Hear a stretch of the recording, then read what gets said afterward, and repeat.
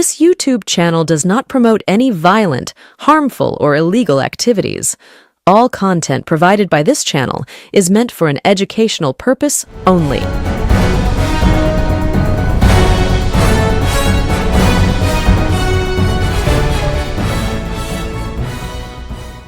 নজিরবিহীন ঘটনার সাক্ষী পশ্চিমবঙ্গের বিধানসভা। বিরোধী দল হিসাবে তৃণমূল কংগ্রেস ৮০ জন বিধায়ক পেলেও সেই দল এই মুহূর্তে আর ইনট্যাক্ট নেই, মানে অটুট নেই।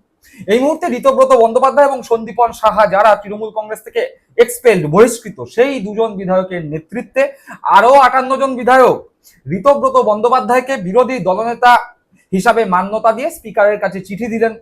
যেই স্পিকার এতদিন পর্যন্ত তৃণমূল কংগ্রেসের মান্যতা দেওয়া দলনেতা বা বিরোধী দলনেতা শোভনদেব চট্টোপাধ্যায়, কুণাল ঘোষের সঙ্গে দেখা করছিলেন না, তাদেরকে বসবার ঘর দিচ্ছিলেন না, সেই স্পিকারের নির্দেশেই খুলে দেওয়া হলো বিরোধী দলের জন্য ঘর, বসার জায়গা পেলেন বিরোধী দলনেতা।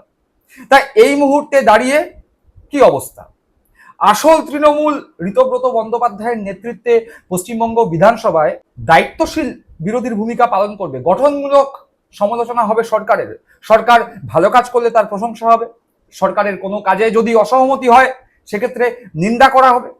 ঋতব্রত বন্দ্যোপাধ্যায় জানাচ্ছেন, শুনতে ভালো লাগছে, বড় বড় কথা।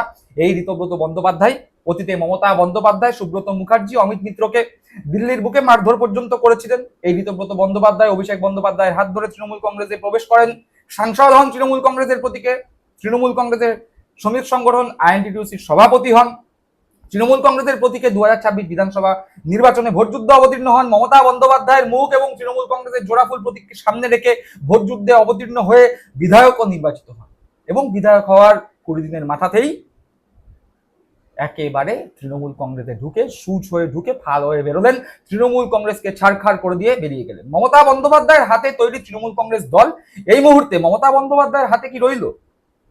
প্রশ্ন উঠে যাচ্ছে। কি করতে পারেন মমতা বন্দ্যোপাধ্যায়? মমতা বন্দ্যোপাধ্যায়ের হাতে কোন পথ খোলা রইল? কোন দিকে যাবেন? ভবিষ্যতে কি হতে চলেছে? কি ভাবছেন মমতা বন্দ্যোপাধ্যায়?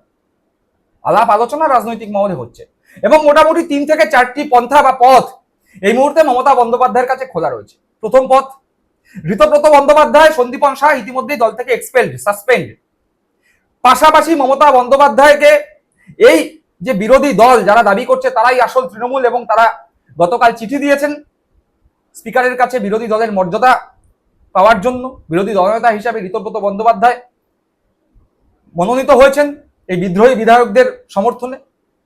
এখন মমতা বন্দ্যোপাধ্যায়কে এই বিদ্রোহী বিধায়কদের যে গোষ্ঠী বা যে দল রয়েছে তারা দাবি করছে তাদের দলনেত্রী মমতা বন্দ্যোপাধ্যায়, তারা মমতা বন্দ্যোপাধ্যায়কেই দলনেত্রী হিসাবে বলছেন। সুতরাং এখনো পর্যন্ত এই তৃণমূল কংগ্রেস দল মমতা বন্দ্যোপাধ্যায়ের হাতে রয়েছেন। সুতরাং দলনেত্রী যখন মমতা বন্দ্যোপাধ্যায়, সুপ্রিমো যখন মমতা বন্দ্যোপাধ্যায়ের হাতে পাওয়ার আছে, কাকে মমতা বন্দ্যোপাধ্যায় দলে ঢোকাবেন, কাকে দল থেকে বহিষ্কার করবেন। সুতরাং মমতা বন্দ্যোপাধ্যায়ের কাছে একটা পাওয়ার রয়েছে এই মুহূর্তে। দল থেকে এই ৫৮ জন বিধায়ক যারা ঋতব্রত বন্দ্যোপাধ্যায়কে দলনেতা, বিরোধী দলনেতা হিসাবে মান্যতা দিয়ে কাগজে সই করেছেন এবং সেই সই করা কাগজ স্পিকারের কাছে জমা করেছেন, তাদের সেই ৫৮ জন বিধায়ককে সরাসরি সাসপেন্ড করে দিক, দল থেকে বহিষ্কার করে দিক, এক্সপেল করে দিক। এই একটা পথ মমতা বন্দ্যোপাধ্যায়ের কাছে আছে। সেক্ষেত্রে এই যে গোষ্ঠী, সেই গোষ্ঠী হয়তো বিরোধী দলের মর্যাদা পাবে, কিন্তু তারা আর তৃণমূল কংগ্রেসের মালিকানা ভবিষ্যতে দাবি করতে পারবে না, তৃণমূল কংগ্রেসের জোড়াফুলের প্রতীকও দাবি করার জায়গায় তারা থাকবে না। আইনি লড়াইয়ের মাধ্যমে সবকিছু সম্পন্ন হওয়ার রাস্তায় হাঁটতে হবে। সুতরাং এই পথ মমতা বন্দ্যোপাধ্যায়ের কাছে খোলা আছে। আর একটা পথ খোলা আছে। কি পথ? সেই পথ মমতা বন্দ্যোপাধ্যায় অপেক্ষা করলেন, দেখলেন এই বিধায়করা, অর্থাৎ এই ৫৮ থেকে ৬০ জন বিধায়ক যাদের নিয়ে কথা হচ্ছে, তারা ভবিষ্যতে কি করেন।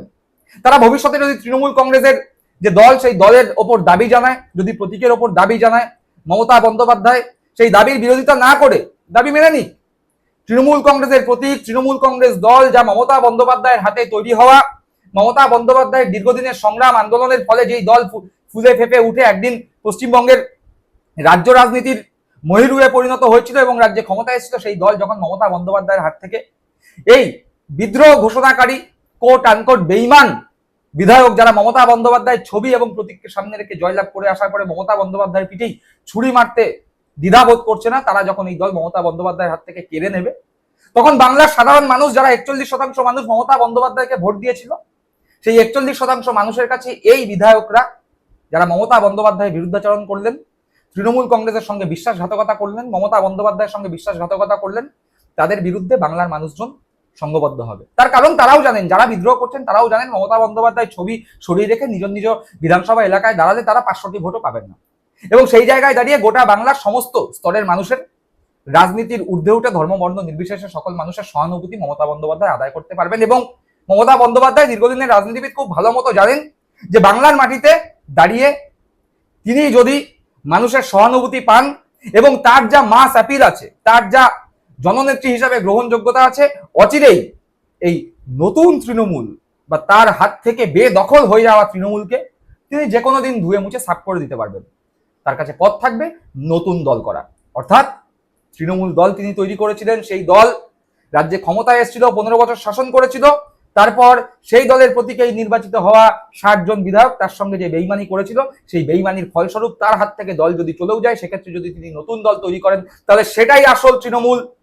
এটাই প্রমাণিত হবে বাংলার সাধারণ মানুষের কাছে। অন্তত পক্ষে 41% মানুষজন যারা মমতা বন্দ্যোপাধ্যায়কে দেখেই তৃণমূল কংগ্রেসকে ভোট দিয়েছে, তাদের কাছে মমতাই দল, মমতাই সিম্বল, এটা আরো একবার প্রমাণিত হয়ে যাবে। আরো একটি পথ খোলা আছে। কি পথ?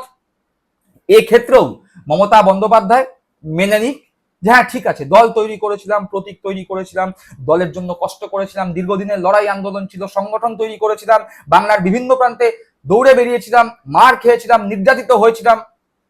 ঠিক একই রকম ভাবে আগামী দিনেও রাস্তায় থাকতে হবে, মার খেতে হবে, নির্যাতিত হতে হবে, বাংলার মানুষের যেখানে যেখানে অসুবিধা হবে সেখানে সেখানে দৌড়ে যেতে হবে। বয়স বাধা হলেও মনের অদম্য ইচ্ছা শক্তির জোরে মমতা বন্দ্যোপাধ্যায়কে সেখানে সেখানে পৌঁছে যেতে হবে।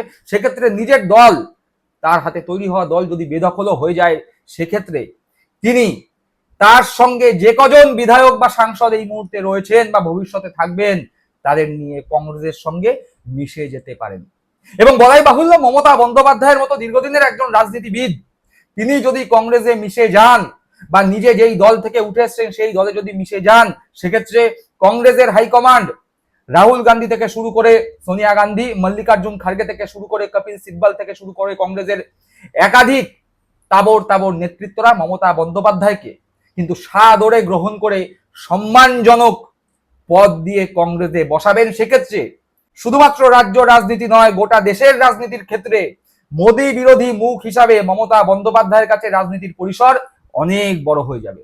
সুতরাং কি করবেন মমতা বন্দ্যোপাধ্যায়?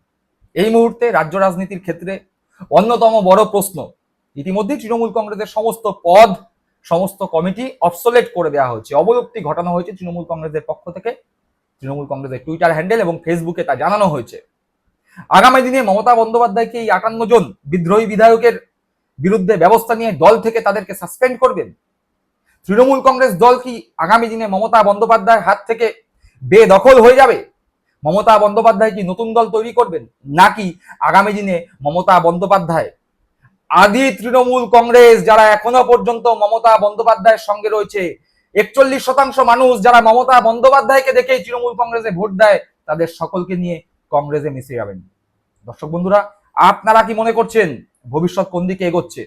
অবশ্যই আপনাদের মূল্যবান মতামত কমেন্ট বক্সে কমেন্ট করে জানাবেন। সকলে ভালো থাকবেন, সুস্থ থাকবেন। জয় হিন্দ, বন্দে মাতরম।